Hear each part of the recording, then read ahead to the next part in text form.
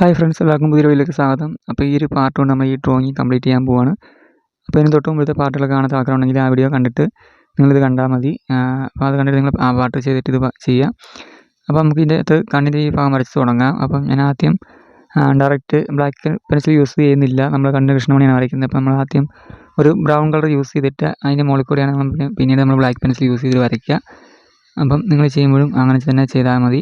പിന്നെ കണ്ണിലെ ചെറിയ ലൈറ്റടിക്കുന്ന ഏരിയാസൊക്കെ ഉണ്ട്. അപ്പോൾ അത് ഒരു ഡോട്ട് പോലെ അവിടെ കാണുന്നുണ്ട്. അപ്പം ആ ഒരു ഭാഗം ഒഴിവാക്കിയിട്ട് ബാക്കിയുള്ള ഭാഗം നിങ്ങൾ ഷെയ്ഡ് ചെയ്തെടുക്കുക. അപ്പോൾ നേരത്തെ പറഞ്ഞാൽ നമ്മൾ കളർ പെൻസിലായതുകൊണ്ട് തന്നെ മായ്ച്ചിട്ട് നമുക്ക് വരയ്ക്കാൻ പറ്റില്ല. അതുകൊണ്ട് ആ ഒരു കാര്യങ്ങൾ കറക്റ്റായിട്ട് ചെയ്യുക. പ്രത്യേകിച്ച് കണ്ണ് വരയ്ക്കുന്ന സമയത്ത് തെറ്റിപ്പോകാണ്ട് മാക്സിമം നല്ലത് വരയ്ക്കാൻ ശ്രമിക്കുക. കാരണം നമ്മൾ ഇത്ര വരച്ചിട്ട് പിന്നെ ലാസ്റ്റ് കണ്ണ് വരയ്ക്കുമ്പോൾ ആ ചിത്രം പോയി കഴിഞ്ഞാൽ നമുക്ക് പിന്നീട് ഡ്രോയിങ് മൊത്തം പോകില്ല. അപ്പം ആ ഒരു കാര്യം ഓർത്ത് വെച്ചേക്കാം. അപ്പോൾ മാക്സിമം റിയലിസ്റ്റിക് ആയിട്ട് വരയ്ക്കാൻ ശ്രമിക്കുക കണ്ണ് വരയ്ക്കുന്ന സമയത്ത്. എല്ലാവരും ഒരിക്കലും പറയുന്ന കാര്യമാണ്. നമ്മുടെ ഒരു ചിത്രത്തിന് ജീവൻ എന്ന് വെച്ച് കഴിഞ്ഞാൽ എൻ്റെ കണ്ണാണ്. അപ്പം കണ്ണ് എത്രത്തോളം അടിപൊളിയാക്കി വരയ്ക്കാൻ പറ്റുമോ അത്രത്തോളം അടിപൊളിയായിട്ട് നിങ്ങൾ വരയ്ക്കുക.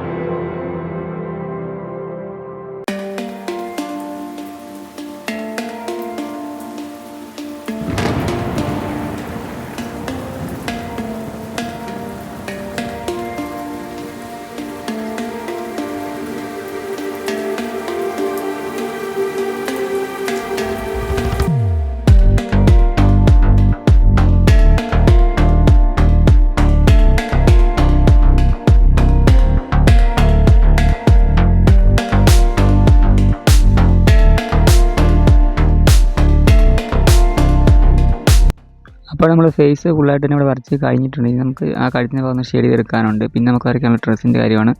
അപ്പം ആ ഡ്രസ്സിൻ്റെ കളർ നമുക്ക് അതുപോലെ തന്നെ ആ ഒരു കളർ കിട്ടിയില്ലെങ്കിൽ നമുക്ക് ഇഷ്ടമുള്ള കളർ യൂസ് ചെയ്യാം. അതൊക്കെ നിങ്ങളുടെ ഒരു ചോയ്സ് നിങ്ങൾ ചെയ്താൽ മതി. അപ്പോൾ ഞാൻ നോക്കിയപ്പോൾ ആ ഒരു കളർ എൻ്റെ കയ്യിൽ കളർ പെൻസിൽ എനിക്ക് കിട്ടിയില്ല. അതുകൊണ്ട് ഞാൻ ബ്ലൂ കളർ ആഡ് ചെയ്യാമെന്നാണ് ഇരിക്കുന്നത്. അപ്പോൾ അത് നിങ്ങളുടെ ഇഷ്ടമുള്ള നിങ്ങൾ ചെയ്തേക്കുക. അപ്പോൾ നമുക്ക് ഫേസ് നല്ല രീതിയിൽ വരച്ചെടുക്കാൻ മാക്സിമം നോക്കുക. അപ്പോൾ അതൊക്കെയാണ് ശ്രദ്ധിക്കേണ്ട കാര്യങ്ങൾ. പിന്നെ ഈ ഒരു രീതിയിൽ അതായത് നിങ്ങൾ സ്കിൻ കളർ ക്രിയേറ്റ് ചെയ്യുന്ന സമയത്ത് ഇതുപോലെ പെൻസിൽ യൂസ് ചെയ്യുക. അതായത് ഓരോ പെൻസിൽ ഞാൻ ഇവിടെ കാണിക്കുന്നുണ്ടായിരുന്നു. അല്ലെങ്കിൽ കഴിഞ്ഞൊരു വീഡിയോ നമ്മൾ ആ പെൻസിലിൻ്റെ നെയിംസെല്ലാം കാണിച്ചിട്ടുണ്ടായിരുന്നു. അപ്പോൾ നിങ്ങൾ ഈ ഒരു കളർ പെൻസിൽ സെറ്റാണ് വാങ്ങുന്നെങ്കിൽ സ്കിൻ കളർ നിങ്ങൾക്ക് ക്രിയേറ്റ് ചെയ്യാൻ വലിയ ബുദ്ധിമുട്ടൊന്നും ഉണ്ടാകത്തില്ല. നിങ്ങൾ വേറെ സാധാരണ കളർ പെൻസിൽ വാങ്ങുന്നെങ്കിൽ നിങ്ങൾക്ക് അതിനകത്ത് ഓരോ കളർ മിക്സ് ചെയ്തിട്ട് വേണം നമുക്ക് അത് ക്രിയേറ്റ് എടുക്കാൻ വേണ്ടിയിട്ട്.